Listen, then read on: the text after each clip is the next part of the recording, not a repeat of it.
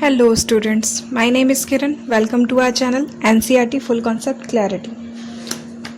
आज का हमारा टॉपिक है डेमोक्रेटिक राइट्स, 9th क्लास की सिविक्स की बुक की, जो कि डेमोक्रेटिक पॉलिटिकल बुक का नेम है, उसका लास्ट चैप्टर डेमोक्रेटिक राइट्स। ठीक है, अभी तक हमने क्या पढ़ा? अभी तक हमने पढ़ा कि डेमोक्रेसी होती क्या है और हमें डेमोक्रेसी की ज़रूरत क्यों पड़ी। उसके बाद हमने कॉन्स्टिट्यूशन के बारे में पढ़ लिया कि कॉन्स्टिट्यूशन की ज़रूरत क्यों है डेमोक्रेसी में। उसके बाद हमने ये देखे कि चुनाव कैसे होते हैं हमारे इंडिया में, किस और डेमोक्रेसी होने के लिए चुनाव क्यों ज़रूरी हैं। फिर हमने देखा कि हमारी जो पूरी इंस्टीट्यूशन है, जुडिशरी है, एग्जीक्यूटिव है, ये जो 3 पिलर्स हैं वो सारे कैसे काम करते हैं, वो हमने देखा। अब क्या है कि हमें डेमोक्रेटिक राइट्स के बारे में देखना है कि ऐसी कौन सी चीज़ है जिसकी वजह से डेमोक्रेसी बनी है। ठीक है, सो फर्स्ट है हमारा इसमें ओवरव्यू में पूरा चैप्टर के बारे में हम पढ़ेंगे। ठीक है, तो इसे पढ़ने की इतनी ज़रूरत नहीं, हम आगे बढ़ते हैं। लाइफ विदाउट राइट्स, कि राइट्स के बिना हमारी लाइफ आखिर होगी कैसी। अब ये हम देख लेते हैं। In this book we have mention right again and again. इस बुक में हमने बार बार राइट्स के बारे में बात की है। ठीक है, if you remember we have discuss right in each 4 proceeding chapters. अगर हमें याद हो तो हमने पिछले 4 चैप्टरों में राइट्स के बारे में बात की है। कैसे? ये जो कुछ फिल इन द ब्लैंक्स हैं, इनको आप याद करें और इसको फिल करें और कमेंट सेक्शन में इसका जवाब ज़रूर दें। फर्स्ट है हमारा प्रिजन इन ग्वांतनामो बे। ग्वांतनामो एक जगह का नाम है। ठीक है, यहाँ पर जेल कैसी थी? About 600 people were secretly picked up by the US force from all over the world and put in a jail of Guantanamo Bay, an area near Cuba controlled by the American Navy. Quba में ये जगह थी Guantanamo बे, और यहाँ पर 600 से ज़्यादा लोगों को यूएस ने क्या किया था, उनको फोर्सफुली उनको पिकअप किया, मतलब उनको ज़बरदस्ती उनको गिरफ्तार किया और फिर ग्वांतानामो की जेल में डाल दिया। Aran's father Jabil El Banna was among them. Aran के फादर हैं, ठीक है, वो भी इसी में हैं। The American government said that they were enemy of the US and link to the attack on the New York on 11 सितंबर 2001। इसमें यूएसए का क्या कहना है कि ये हमारे दुश्मन हैं और इन लोगों का हाथ था न्यूयॉर्क में जब 11 सितंबर 2001 में अटैक हुआ था। In most cases, the government of their countries were not asked for even inform about their imprisonment. इस केस में क्या था, जिन लोगों को वहाँ पर कैदी बना के रखा गया था, वहाँ के जो मेन हेड थे या फिर जो गवर्नमेंट थी, उसको भी इस बात की कोई इन्फॉर्मेशन नहीं थी कि उनको जेल में डाला गया है। Like other prisoners, el Banna families got to know that he was in the prison only through the media. इसी तरह जिस तरह बाकी कैदियों के जो परिवार वाले होते थे वो कैसे जानते थे, मीडिया के द्वारा, उसी तरह इल बन्ना को भी पता लगा। Family of the prisoners, media और even UN representative were not allowed to meet them. क्या था यहाँ पर कि जो कैदी वहाँ पर बंद है, उसकी फैमिली, ना ही कोई मीडिया, ना ही उसका जो यूएन यूनाइटेड नेशन वहाँ का जो रिप्रेजेंटेटिव था वो भी उससे नहीं मिल सकता था। The US army arrest them, interrogate them and decide whether to keep them there और नॉट। यूएस की जो आर्मी थी वो क्या करती थी, उनको अरेस्ट करती थी, देन उनसे पूछताछ करती थी, उसके बाद वो डिसाइड करती थी कि उसको जेल में रखना है या नहीं। There was no trial before any magistrate in the US. हमारे इंडिया में क्या प्रावधान है कि अगर हम किसी को भी गिरफ्तार करते, पुलिस किसी को भी गिरफ्तार करती है तो 24 घंटे में उसे मैजिस्ट्रेट्स के पास पेश करना पड़ता है। पर यूएस में ऐसा कुछ नहीं किया गया। Nor could these prisoners approach court in their own country, और ना ही उन्हें उनकी कंट्री में कोर्ट के पास पेश किया गया। Amnesty International, an international human rights organization, collected information on the condition of the prisoners in the Guantanamo Bay, reported that the prisoners was being tortured in way that violated the US laws. एटी इंटरनाइजेशन एक organisation थी जिसने क्या किया, Guantanamo के बे में जो भी कैदी वहाँ पर रह रहे हैं उनको उनकी रिपोर्ट बनाई, उनको देखा कि वे किस तरीके से वहाँ पर रह रहे हैं और वहाँ पर बाकी जेल के मुताबिक जैसे कैदियों को रखा जाता है उससे भी बुरी तरह से उन्हें रखा गया था। They were being denied the treatment that even prisoners of war must get as per international treaties.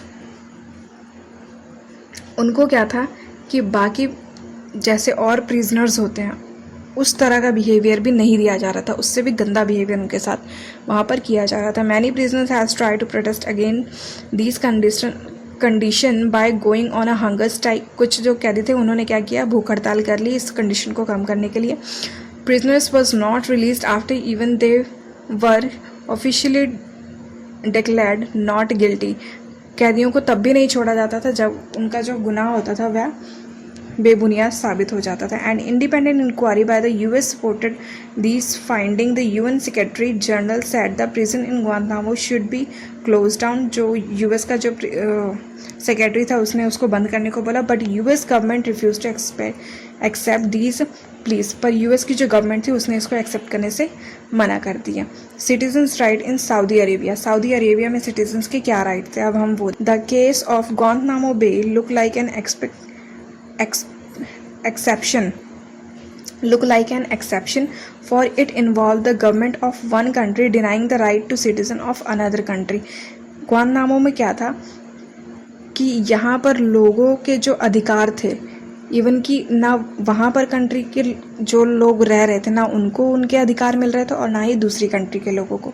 Let us therefore look at the case of the Saudi Arabia and the position of the citizens with regard of their government. हम Saudi Arabian के जो लोग हैं उनके लोगों की क्या rights हैं वो देखते हैं। Consider these facts. The country is ruled by a hereditary king and the people have no rule in the electing or changing their rulers. पर जो वहाँ के लोग थे उनको अपना गवर्नमेंट चुनने का कोई अधिकार नहीं था, ना उसको चेंज कर सकते थे। The king select the legislator as well as executive. वहाँ पर किंग ही जो होता था वह न्यायपालिका और कार्यपालिका को इलेक्ट करता था। ही अपॉइंट द जज and can change any of their decision. वही जज को अपॉइंट करता था और जज के डिसीजन भी चेंज कर देता है। Citizens can not form political parties और एनी पॉलिटिकल ऑर्गेनाइजेशन। सिटीजन्स के पास ऐसी कोई पावर नहीं थी कि वह पॉलिटिकल कोई ऑर्गेनाइजेशन बनाए। Media can not report anything that the monarch doesn't like. Media भी कोई ऐसी रिपोर्ट नहीं जारी करती थी जो इन लोगों को नापसंद हो। There is no freedom of religion. वहाँ पर धर्म से रिलेटेड भी कोई फ्रीडम नहीं थी। Every citizen is required to be Muslim. वहाँ पर जो भी लोग रह रहे थे वो सब उन सभी को मुस्लिम धर्म ही अपनाना था। Non Muslim resident can follow their religion in the private but not in public. और जो वहाँ पे नॉन मुस्लिम थे, जो कि मुस्लिम नहीं थे, वो अपना धर्म का निर्वाह कर सकते हैं, बट कहाँ, अपने ही घर के अंदर, पब्लिक में नहीं। Women are subjected to many public restrictions. The testimony of one man is considered equal to that of two women. वहाँ पर वुमेन्स को बहुत सारी restrictions थी. This is true not just of Saudi Arabian. There are many countries in the world where several of these conditions exist. ऐसा सिर्फ Saudi Arabian में ही नहीं था, ऐसी बहुत सी कंट्रियाँ हैं जहाँ पर इस टाइप की कंडीशंस अभी भी हैं। एथिक मैस्क्रे इन कोसोवो में क्या हुआ था, धर्म से रिलेटेड मारकाट हुई थी, वो उसके बारे में हम पढ़ते हैं। You might think that this is possible in an absolute monarchy but not in country which those their rulers. ऐसा हो सकता है, हम सोच सकते हैं कि मोनार्ची में ऐसा हो सकता है, बट ऐसा तब हो जैसे मान लो कि जो गवर्नमेंट है वो गवर्नमेंट ही अपने लोगों को मारे, ठीक है, ऐसा बिल्कुल नहीं हो सकता। Just consider this story from Kosovo. This was a province of Yugoslavia before it's split. ये कब हुआ था? कोसोवो क्या था? पहले इसी का राज्य था, बट यूगोस्लाविया के स्प्लिट होने के बाद ये अलग हो गया था। In this province the population was over well mightily ethics Albania, और यहाँ पर क्या थे, अल्बानिया लोग ज़्यादा थे। But in the entire country shrubs were in majority. Albania जो थे वो कम लोग थे और सर्ब्स जो थे उनकी मेजॉरिटी ज़्यादा थी। A narrow minded SERB nationalist Milosevic has won the election. उस टाइम क्या हुआ था कि सर्ब का ही कोई मेन जो हेड था वो जीता था इलेक्शन को। His government was very hostile to the Kosovo Albanians. उसकी जो गवर्नमेंट थी वो अल्बानियंस को लेके बहुत ज़्यादा हेटेड थी, बहुत ज़्यादा उनका व्यवहार जो था बहुत खराब था। He wanted to Serb the dominate the country, he wanted the Serbs to dominate the country. वे क्या चाहते थे, पूरी कंट्री पे सर्ब्स का ही अधिकार हो। Many shrubs leaders thought that ethic minorities like Albanians should either leave the country or accept the dominance of the SERB. वो क्या चाहते थे कि या तो अल्बानियंस उस देश को छोड़ के चले जाए या तो सर्ब्स का ही धर्म अपना ले पूरी तरह से। This is what happen to an Albanians family in a town in Kosovo in April 1999। 1999 में क्या हुआ था कोसोवो में एक फैमिली के साथ। अब हम वो पढ़ेंगे। 74 years old Batisha Hoxha was sitting in her kitchen with her 77-year-old husband Izzet staying warm by the stove। 74 साल की एक जो बुढ़िया थी, ठीक है, वो अपने 77 साल के हस्बैंड के साथ किचन में बैठी आग सेक रही थी। They had heard explosion but didn't realize that Serbian troop has already entered the town। उन्हें बाहर से कुछ एक्सप्लोजन की आवाज़ आई बट उन्होंने ऐसा नहीं सोचा कि सर्बेरियंस जो है वो उनके टाउन में घुस आए हैं। The next thing she knew 5 or 6 soldiers has burst thought of front door and were demanding where are your childs। थोड़े ही टाइम बाद क्या हुआ कि उसने क्या देखा, 5-6 लोग हैं जो उसके गेट के अंदर आ गए हैं और वे क्या बोल रहे हैं कि आपके बच्चे कहाँ पर है। This Lord Izzet 3 times in the chest recalled Batisha। उन्होंने क्या किया कि उसके हस्बैंड को 3 चेस्ट पर 3 गोलियां मार दी और वह उसी टाइम मर गया। With her husband dying before her the soldiers pulled the wedding ring off her finger and told her to get out. उस टाइम क्या हुआ, जब उसका हस्बैंड मर गया तो सोल्जर्स ने क्या किया, उसकी जो रिंग थी वेडिंग रिंग उसके उंगल से निकाल दिया और बोला यहाँ से चली जाओ। I was not even outside the get when they burn the house. अभी मैं घर से बाहर जस्ट निकली थी कि उन्होंने घर जला दिया। She was standing on the street in the rain with no house no husband no possession but the clothes were she was wearing. उसके पास अपने जो कपड़े पाए हुए थे उसके अलावा कुछ भी नहीं था, ना घर था ना हस्बैंड ना ही कोई और चीज़ थी। This news report was typical of what happen to 1000 of Albanians in that period. इस रिपोर्ट से क्या पता लगता है कि उस टाइम पे हज़ारों अल्बानियंस के साथ क्या हुआ होगा। To remember that this massacre was being carried by the army of their own country working under the direction of a leader who come to power through a democratic election। क्या आप इस बारे में सोच सकते हैं कि ये उसी कंट्री का जो लीडर था उसने अपनी ही कंट्री के लोगों पर ऐसा करवाया जो कि डेमोक्रेटिक इलेक्शन के बाद पावर में आया था। This was one of the worst instant of killing based on the ethic prejudice in the recent time।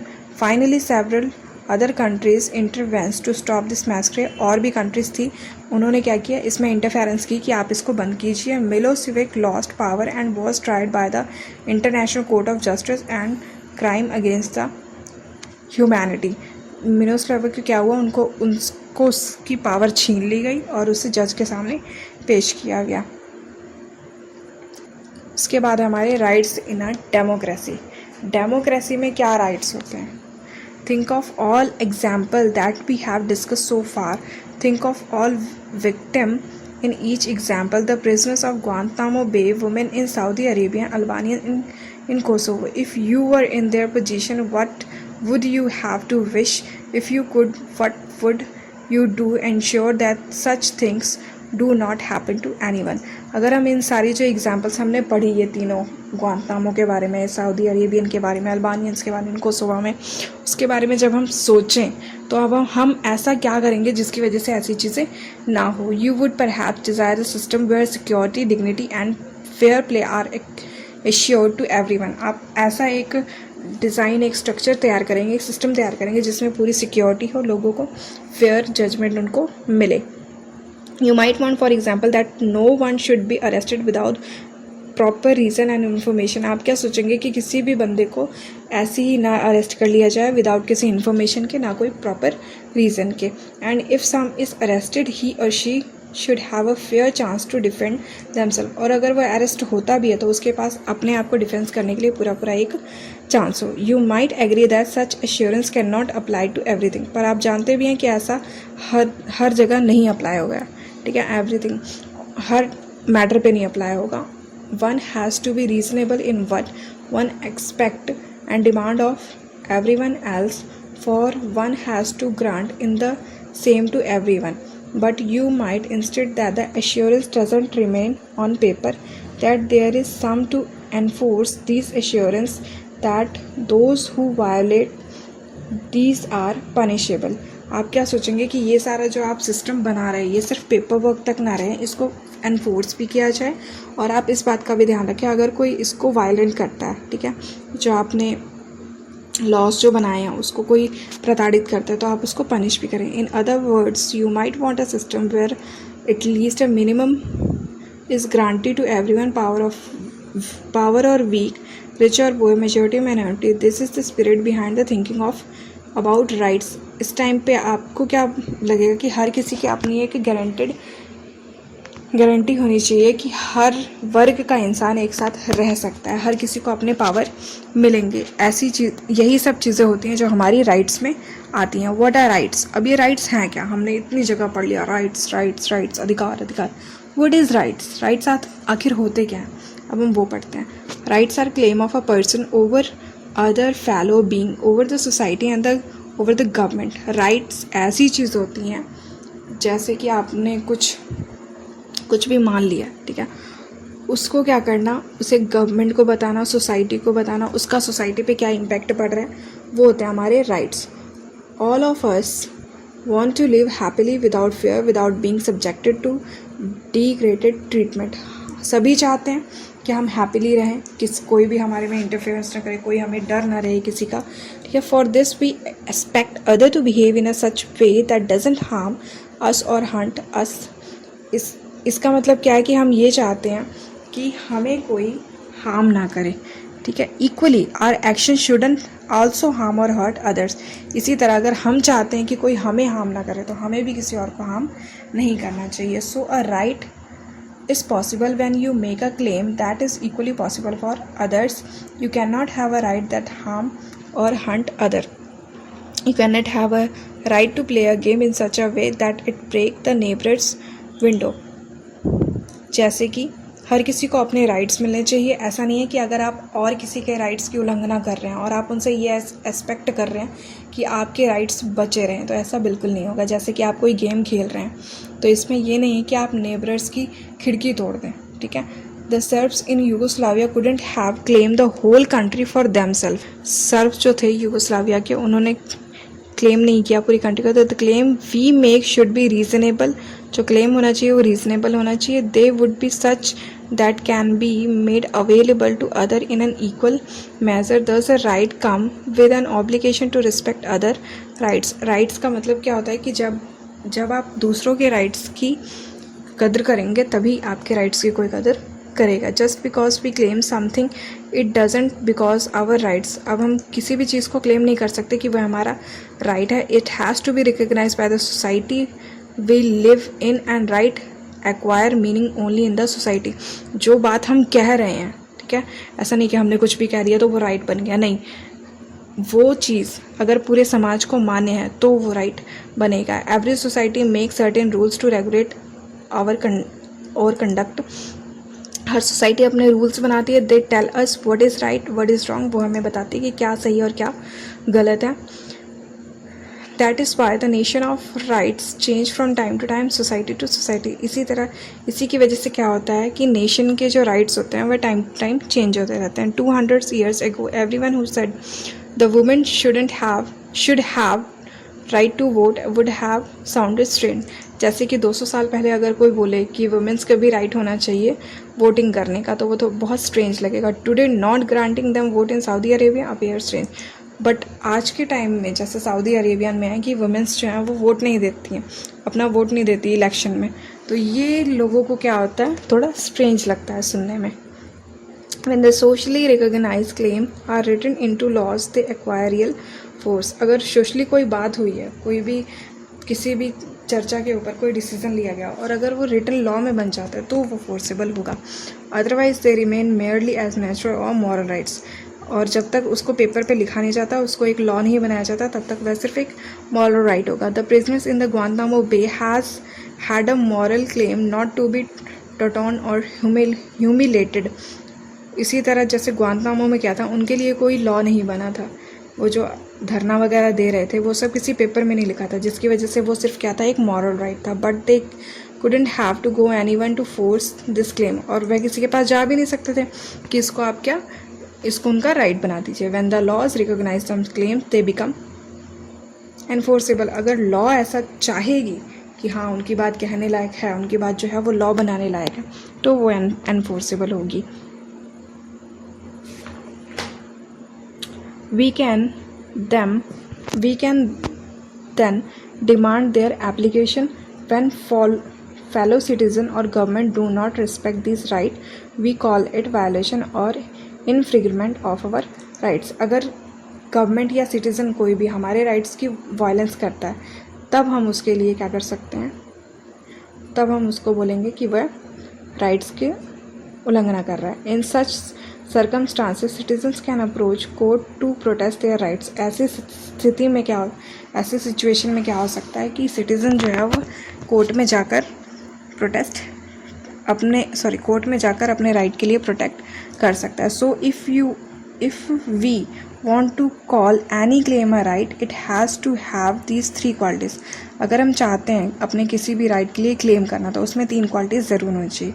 Right are reasonable claim of person recognise by the society and the sanction by law. वो कोई भी बात जो कि society के द्वारा recognise है और सेक्शन के द्वारा, तो वह होगी claimable. Why we need right in democracy. अब चलो राइट्स हमें पता लग गया कि कुछ हमारे अधिकार होते हैं जिनके हम यूज़ कर सकते हैं, जिनके हमें प्रोटेक्ट करके रखना चाहिए जिनको, बट ये राइट्स की ज़रूरत ही हमें क्यों पड़ी डेमोक्रेसी में, वो हम पढ़ते हैं। Right are necessary for the very sustenance of a democracy. Democracy को ज़िंदा रखने के लिए राइट्स का होना बहुत ज़्यादा ज़रूरी है। In a democracy every citizen had to have the rights to vote and to right to be elected the government. हर डेमोक्रेसी में हर सिटीज़न को ये अधिकार है कि वह जाए अपना वोट करे और गवर्नमेंट को इलेक्ट करें। For democratic election to take place, it is necessary that citizens should have the rights to express their opinion, form government parties and take in political activities. ऐसे में क्या होता है, हर सिटीजन को ये राइट है कि वे जाए पॉलिटिकल पार्टी बनाए या फिर पॉलिटिकल एक्टिविटीज़ में पार्ट ले अपना। Right also reform very special role in the democracy. Rights का जो डेमोक्रेसी में बहुत स्पेशल रोल होता है। कैसे? Rights protect minorities from the operation of majority. जब मेजॉरिटी जो होती है वो माइनॉरिटी पर हावी हो जाती है, तो उस टाइम पे राइट्स का प्रोटेक्ट करना ज़रूरी हो जाता है। They ensure that the majority can not do whatever it like. इससे क्या, इन राइट्स से क्या पता लगता है कि जो मेजॉरिटी है वह वो नहीं कर सकते जो वो चाहती है। Rights are granted which can be used when things go wrong. Things may go wrong when some citizen may wish to take away the rights of the other. चीज़ें कब गलत होती हैं? जब कोई किसी और के राइट को हथियाना चाहे। This usually happen when those in majority want to dominate those in majority. ऐसा कब होता है? जब मेजॉरिटी जो होती है वो माइनॉरिटी को डोमिनेट करे। The government should protect the citizens right in such a situation. तो उस टाइम पे गवर्नमेंट का